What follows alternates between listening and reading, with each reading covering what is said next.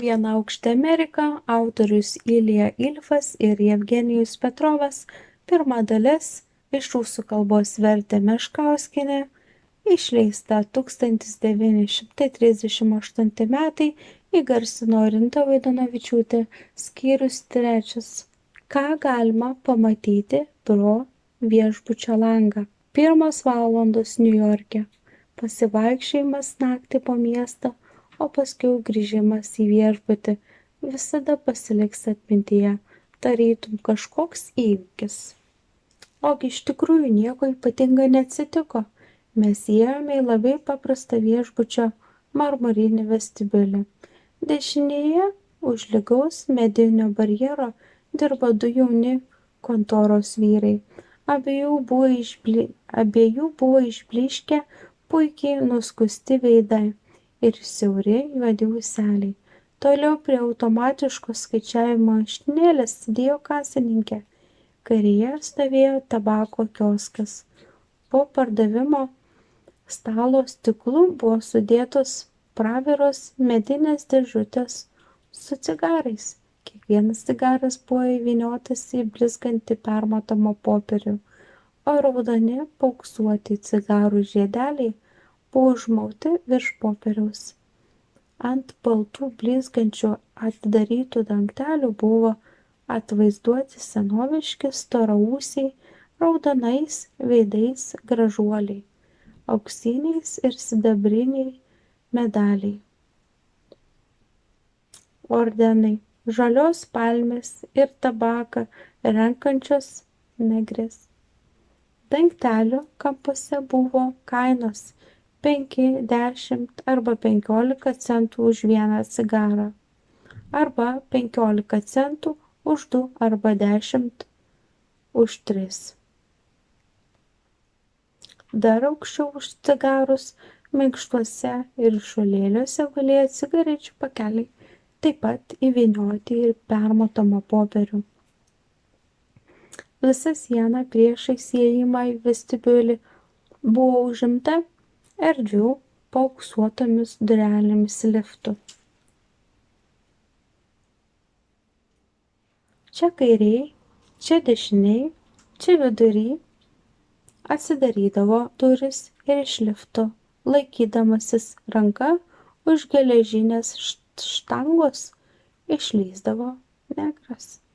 Atidarinėjęs duris, apsirengęs šviesiomis su auksiniais apvadais kelnėmis, žaliu pintais antpečiais švarku, panašiai kaip Maskvos šiaurinėje stotyje radijo reproduktoriaus vasarotojams pranešinėja, kad artimiausias traukinys nesustodamas eina ligi Mytiščių, o toliau visur sustoja. Čia negrai pranešinėjo, kad liftas eina tik iki 16 aukšto arba ligi pat 32, su pirmu sustojimu vėl 16 aukšte.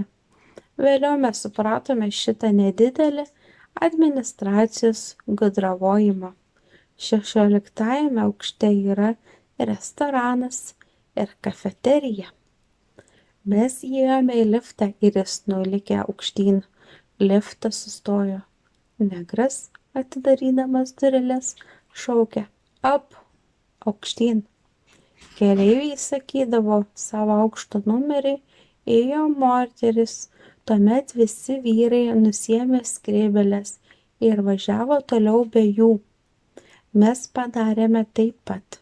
Tai buvo pirmas amerikiečių paprotys, su kuriuo mes susipažinom.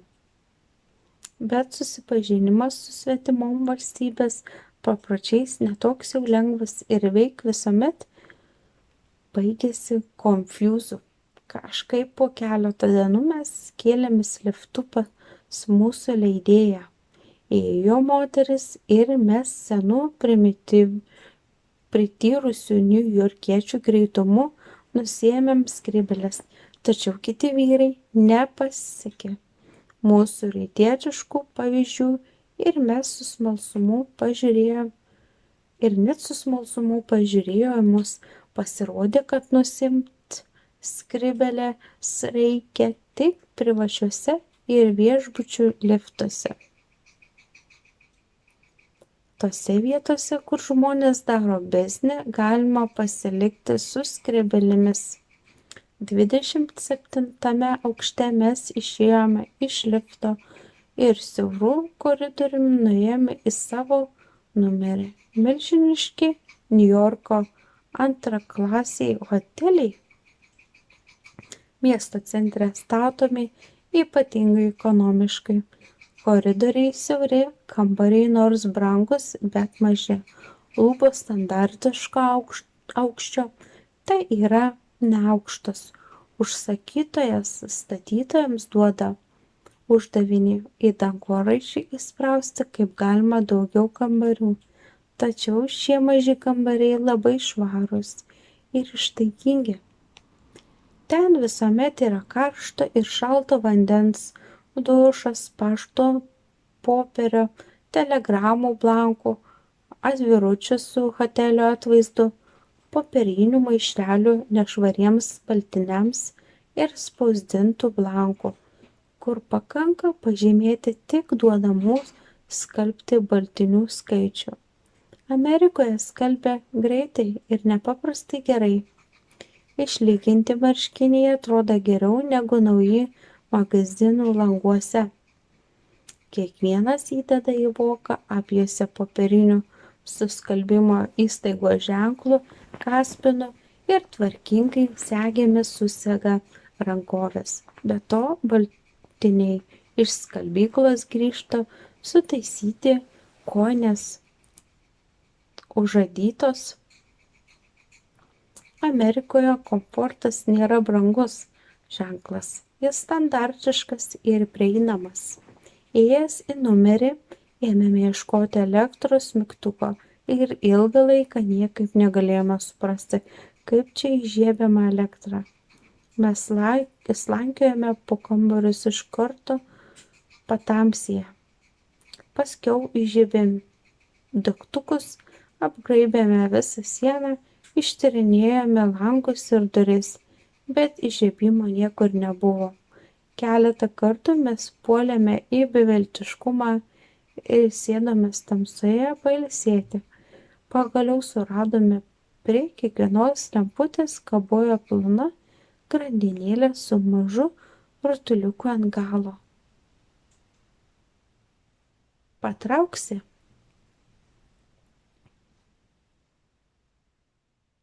Tokią grandinėlę ir užsidegs elektra, vėl patrauks, užges. Lovas nebuvo nakčiai paklotos ir mes pradėjome ieškoti skambučio mygtuko, norėdami paskambinti kambariniai. Mygtuko nebuvo, mes jo visur ieškojome. Tampėme kiekvieną įtartiną virvelę, bet tad nepadėjo. Tuomet mes supratome, kad tarnautojus iššaukti reikia telefonu. Mes paskambinome šveicoriui ir pakvietėme kambarinę. Atėjo negrė. Ji buvo gana išsigandusi, o kai mes paprašėme pakloti lovas, jos baimė dar padidėjo. Vis tik lovas jį paklojo, bet jos veidas buvo toks, lyg ji darytų aiškiai neteisėtą darbą. Ir čia jį visą laiką kalbėjo yes sir. Per trumpą laiką jį yes sir pasakė 200 kartų. Vėliau mes sužinojome, kad hoteliuose lovas kloja patys gyventojai ir mūsų naktinis signalas buvo beprecedentinis viešbučio istorijų įvykis. Kambariuose buvo baldų, kokius vėliau mes matėme visose be išimties Amerikos hoteliuose. Rytuose, vakaruose arba pietuose, šiaurėje mes nebuvome. Bet yra pagrindo manyti, kad ir ten mes būtume radę Niujorko baldus, rusvas su veidrodžių komoda, metalinės, nuo sumanaus dažymo tarsi medinės, lovas keletas minkštų kėdžių, supamoji kėdė ir kilnojamos su štepseliais lempos ant labai aukštų plonų kojų su dideliais kartono gaubtuvais. Ant komodos mes radome storą juodais aptaisais knygą. Ant knygos buvo auksinis hotelio ženklas. Knyga pasirodė esanti Biblija. Šis senas veikalas buvo pritaikintas biznio žmonėms, kurių laikas ypatingai apribotas. Pirmajame puslapyje buvo pavadinimas specialiai sudarytas rūpestingos hotelio administracijos. Sielos abejonėms nuraminti puslapis toks, tekstas toks. Turint šeimyninių sunkumų puslapis tekstas. Turint piniginių sunkumų puslapis tekstas. Pasisekimui reikaluose puslapis tekstas. Šis puslapis buvo truputį suteptas. Mes atidarėme langus. Čia jie atsidaro taip pat amerikiečišku būdu, visai ne taip kaip Europoje. Juos reikia pakelti kaip geležinkelių vagonų langus. Mūsų kambarių langai išėjo į 3 pusės. Apačioje buvo naktinis Niujorkas. Kas gali būti labiau viliojama kaip svetimo miesto žiburiai. Aukštai pripildė visą šį platų svetimą pasaulį, kuris atsigulė miegoti ant Atlanto vandenyno kranto. Iš ten nuo vandenyno pusės pūtė šiltas vėjas. Visai arti dunksnojo keletas iškilusių dangoraižių. Atrodė nesunku jas ranka pasiekti. Galima buvo suskaičiuoti jų apšviestus langus. Toliau žiburiai vis tankėjo. Tarp jų buvo ypatingai ryškus, išsitiesę tiesomis retkarčiais vos išlenktomis grandinėmis. Tikriausiai gatvių žibintai.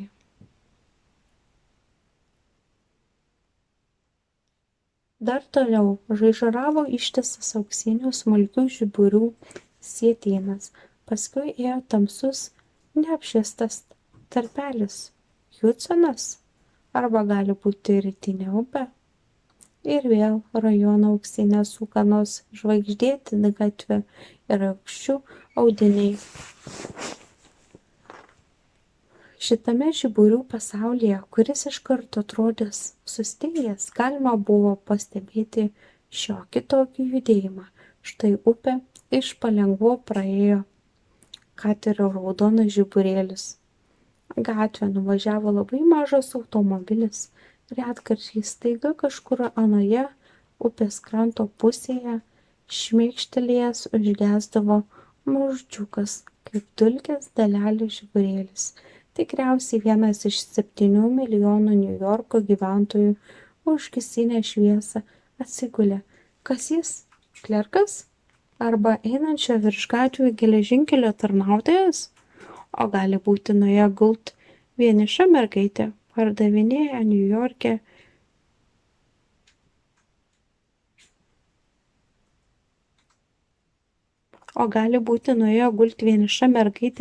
pardavėja. Niujorke jų taip daug. Ir dabar gulėdama po 2 plonomis antklodėmis Hudsono garlaivio švilpuku jaudinama. Ji mato savo svajonėse $1 milijoną. Niujorkas miegojo ir milijonai elektros lempų saugojo jo miegą. Miegojo išeiviai iš Šotlandijos, Irlandijos, Hamburgo, Vienos, Kauno ir Bielostoko, iš Nepalio ir Madrido, iš Teksaso, Dakotos ir Arizonos. Miegojo išeiviai iš Lotynų Amerikos, iš Australijos, Afrikos ir Kinijos. Miegojo balti, juodi ir geltoni žmonės. Žiūrint juos bejudančius žiburius, norėjosi kuo greičiau sužinoti, kaip šitie žmonės dirba, kaip linksminasi, apie ką svajoja, ko tikisi, ką valgo. Pagaliau, visiškai pavargę, atsigulėme ir mes. Pirmai dienai įspūdžių buvo pernelyg daug. Negalima ryti Niujorką tokiomis didelėmis dozėmis. Tai baisus ir tuo pačiu malonus jautimas, kada kūnas pilnoj ramybės būtyje guli patogioje amerikoniškoje lovoje, o mintis toliau siūbuoja Normandijoje, važiuoja vestuvinėje karietoje, taksi bėga per Broadway, tęsia toliau kelionę. Iš ryto pabudęs savo 27 aukšte ir pažvelgę pro langą mes išvydome Niujorką skaidriame ryto rūke. Buvo tai, kaip sakoma, ramus kaimo vaizdelis, keliose vietose balti dūmai kilo į padanges, o prie nedidelės 20 aukštų trobelės Kraigo buvo pritaisytas net idiliškas metalinis gaidžiukas. 60 aukštų dangoraižiai, kurie vakarą atrodė kaip arti, buvo nuo mūsų atskirti tikriausiai 10 raudonų geležinių stogų ir 100 aukštų kaminų ir viršutinių langelių, tarp kurių kabojo skalbiniai ir slankiojo paprasti katinai. Ant agnesparių sienų buvo matyti reklamų užrašai. Dangoraižių sienos buvo pilnos plytų nuobodumo, daugumas Niujorko pastatų pastatyti iš raudonų plytų. Niujorkas iš karto atsiveria keliomis plokštumomis. Pačią viršutinę plokštumą sudaro galvos dangoraižio aukštesnių ir mūsiški. Jos buvo apvainikuotas smailomis bokštų.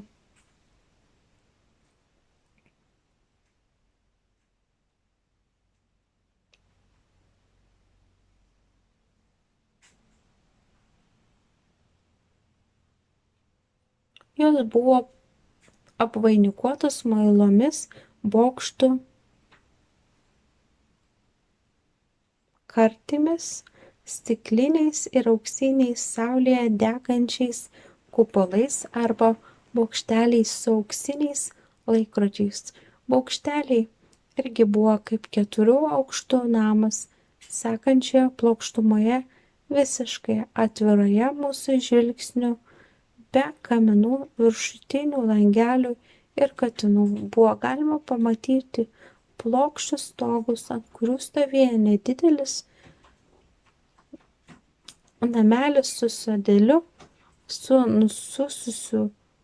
nusususiais medeliais, plytinėmis alėjomis, fontaniūkščiais ir vasarnamių šiaudinėmis kėdėmis. Čia galima puikiai, beveik kaip klezmoje, praleisti laiką, alsuojant benzininių gėlelių oru ir klausant virš gatvę einančio geležinkelio melodingo staugimo. Tad tai buvo sekantis Niujorko plokštuma. Šio geležinkelio linijos stovi ant geležinių stulpų ir eina 2 ir 3 aukštų lygyje. Ir tik kai kuriuose miesto vietose iškyla lygi 5 ir 6 aukštų. Šitas senas padarinys laikas nuo laiko išleidžia pasibaisėtiną trenksmą, nuo kurios dingsta smegenys. Nuo jo sveiki žmonės pasidaro nervingi. Išeina iš proto, o bepročiai šokinėja pro savo švendriniuose kambariuose.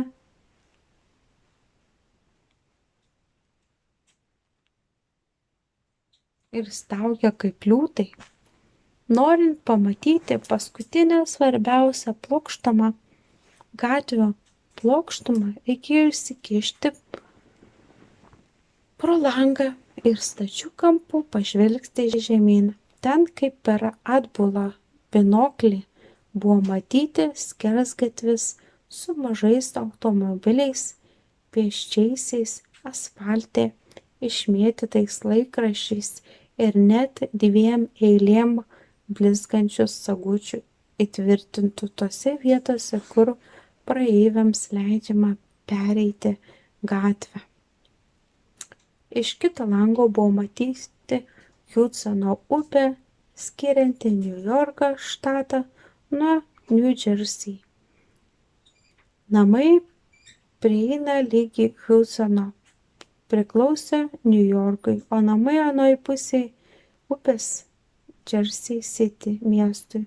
Mums pasakė, kad šis iš pirmo žvilgsnio keistai atrodas administratyvinis pasiskirstymas turi savo patogumą. Galima, pavyzdžiui, gyventi viename štate, o dirbti kitame. Galima taip pat užsiiminėti spekulacijomis Niujorke, o mokesčius mokėti Jersey. Ten jie, tarp kitko, netokie dideli. Štai kažkaip paįvairina pilką vienodą biržos spekulianto gyvenimą. Galima vesti Niujorke, o New Jersey išsiskirti, arba atvirkščiai, žiūrint, kur išsiskyrimo įstatymas prieinamesnis, arba kur išsiskyrimo procesas pigesnis. Mes, pavyzdžiui, pirkdami automobilį, norėdami juo keliauti po šalį, apdraudėme jį New Jersey, kas kaštavo $keletą pigiau kaip Niujorke.